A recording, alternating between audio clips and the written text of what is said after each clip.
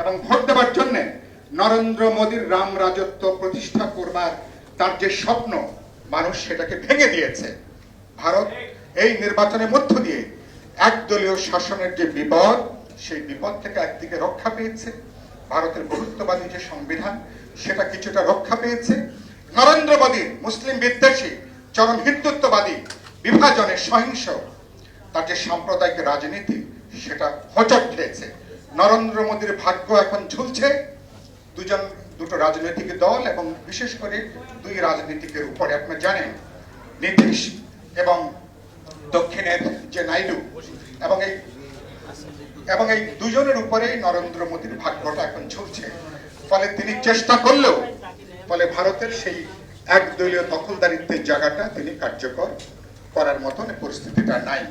কিন্তু বাংলাদেশে খুব দুর্ভাগ্যজনকভাবে প্রধানমন্ত্রী আজকে তিনি দিল্লিতে উড়ে গেছেন, কালকে শপথ নেবেন নরেন্দ্র মোদী। কিন্তু সেখান থেকে তিনি কি এই শিক্ষাটা তিনি কি গ্রহণ করবেন যে তিনি এখানে যে দখলদারিত্ব তিনি এখানে যেটা কায়েম করছেন?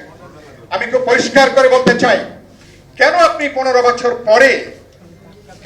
বছর পরে একটা অবাধ, নিরপেক্ষ, বিশ্বাসযোগ্য নির্বাচনের ন্যূনতম ঝুঁকিটা আপনি গ্রহণ করতে পারছেন না? কেন পারছেন না? সব স্বৈরতন্ত্রীরা মনে করে দেশটা ওদের জমিদারি, সব ফ্যাসিবাদীরা মনে করে মানে ওদের দেশটা ওদের বাপদাদার সম্পত্তি ওদের।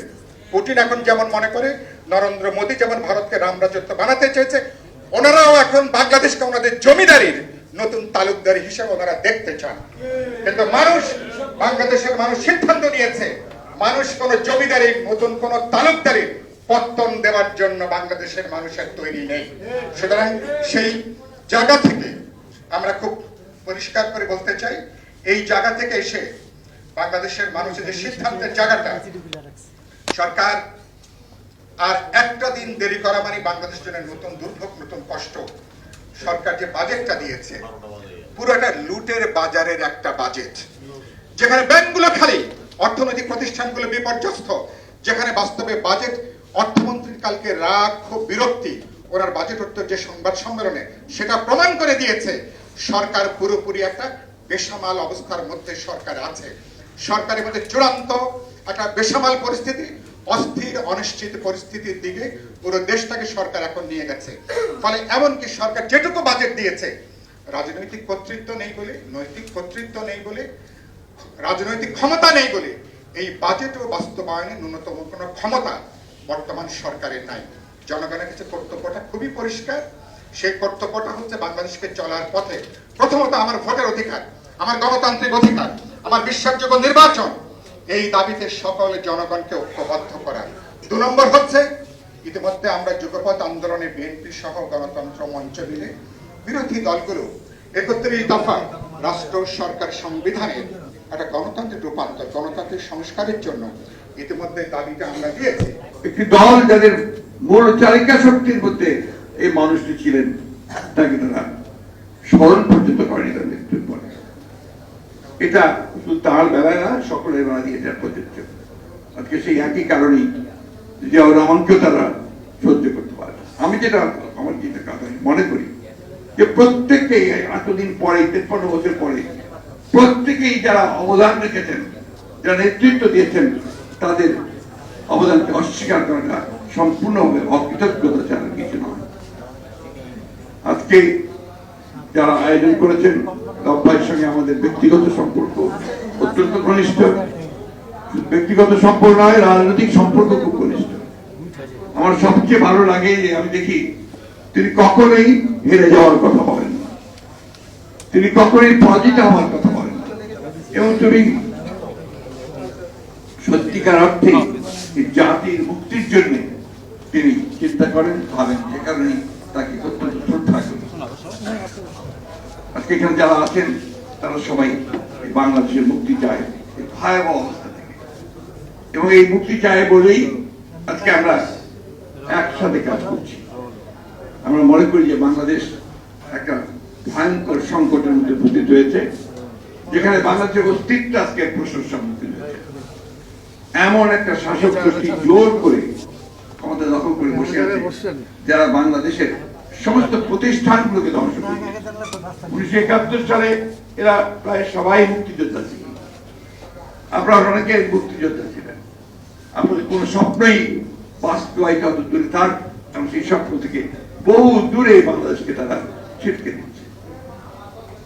এই অবস্থার প্রেক্ষিতে আজকে সিরাজুল আলম খানকে আমরা নতুন করে মনে করা দরকার যে অসাধারণ সাংগঠনিক শক্তি, তার সেই তাত্ত্বিক দার্শনিক যে যোগ্যতা, সেই যোগ্যতা নিয়ে তিনি বাংলাদেশের মানুষকে ঐক্যবদ্ধ করতে এবং সংগ্রামে করে স্বাধীন হতে তিনি সাহায্য করেছিলেন।